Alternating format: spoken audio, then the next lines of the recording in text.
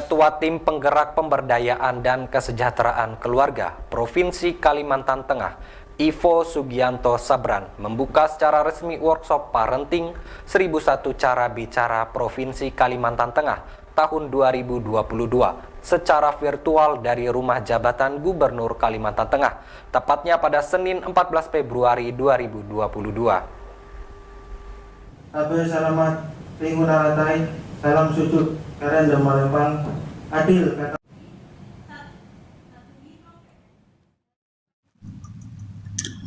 Workshop Parenting 1001 Cara Bicara merupakan program dari Badan Kependudukan dan Keluarga Berencana Nasional BKKBN Provinsi Kalimantan Tengah tahun 2021. Kegiatan yang dilangsungkan di Hotel Neo, Palangkaraya itu dibuka secara resmi oleh Ketua Tim Penggerak PKK Provinsi Kalimantan Tengah, Ivo Sugianto Sabran, yang secara virtual di Rumah Jabatan Gubernur Kalimantan Tengah.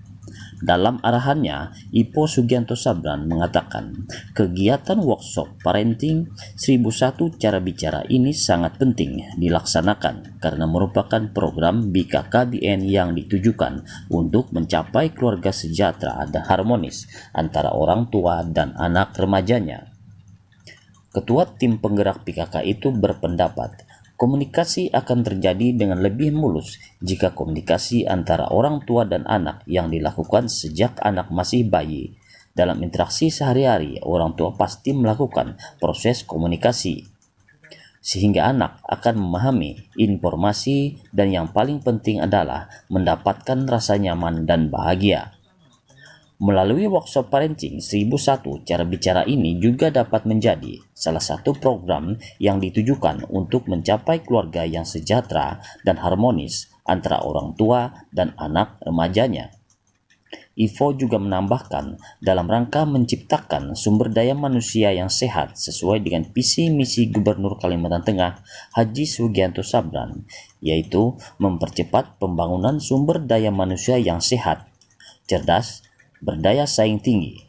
Maka kegiatan ini diharapkan mewujudkan masyarakat yang sehat menuju Kalteng Berkah.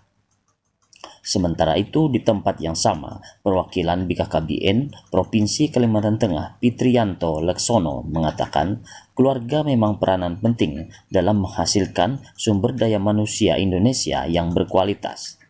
Dari Kota Palangkaraya, Pardewari Reketno melaporkan. Lembaga Adat Dayak Kabupaten Barito Utara, Kalimantan Tengah telah melakukan sidang adat terhadap perusahaan sawit PT Multi Persada Gatra Megah yang beroperasi di wilayah Kecamatan Lahei Barat.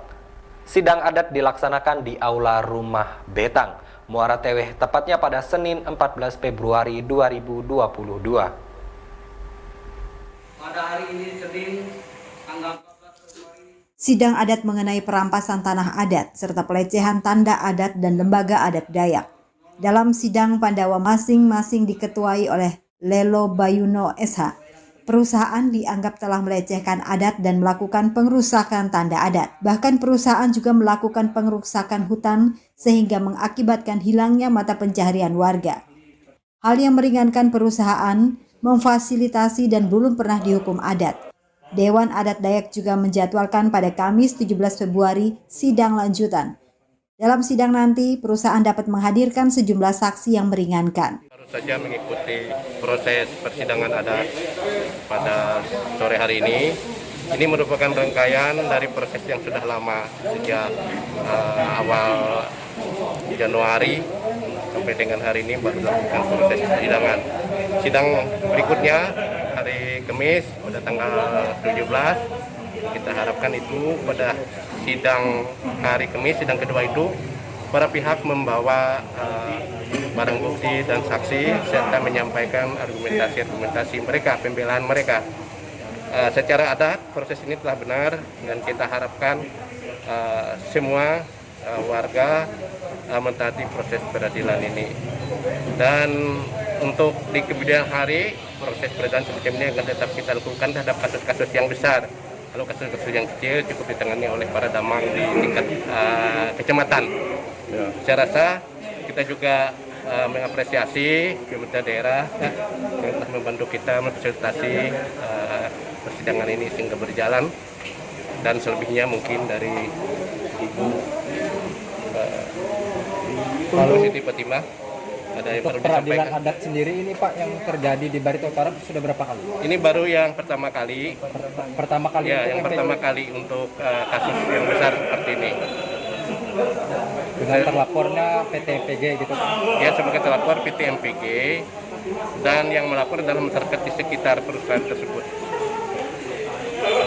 Berarti tercatat baru satu kali ini Ya. di Barito Utara yang melakukan peradilan adat itu Ya, sendiri Pak. tadi kalau kita melihat tuntutan Sebenarnya penjelasan dari Dewan Adat Dayak Kabupaten Barito Utara tadi sudah selesai. Pada intinya saya berharap semua orang-orang yang datang ke Bumi Iyam Mulik Bengkang Turan ini harus mengacu kepada prinsip di mana bumi dipijak, di situ langit dijunjung. Jadi harus menghargai adat istiadat dan menghargai masyarakat adat dan lembaga adat yang ada khususnya di Kabupaten Barito Utara ini. Saya kira tujuannya bukan untuk dibuat main-main. Kedua, ada unsur keseriusan, sangat serius karena menyikapi permasalahan yang bisa membesar dan berakibat pada hal-hal yang tidak diinginkan. Yang selanjutnya lagi, peradilan adat yang dibuat ini sebagai bentuk merestrukturisasi daripada kejadian hukum yang terjadi di lapangan yang biasa disebut dengan restoratif justice. Nah, kalau sudah terjadi restoratif justice, rasa persaudaraan yang sudah terkoyak, rasa-rasa persaudaraan sudah ada benci, itu akan terjadi konsensus, akan nyatu lagi, sehingga pihak perusahaan dan masyarakat itu bisa saling bahu-membahu untuk membangun bangsa ini, untuk membangun Barito Utara. Nah, itu tujuannya dilakukan persidangan ini. Bukan hanya untuk sekedar menghakimi si A salah, si B salah, tidak, tapi arahnya ke sana. Sehingga terjadi perdamaian di bumi Barito Utara, masyarakat yang ada di sekitar perusahaan bisa menjadi harmonis dengan perusahaannya yang berinvestasi di sini pun bisa menjadi nyaman dan berhasil. Itu yang Dari Barito Utara, Syarbani Mardedi melaporkan.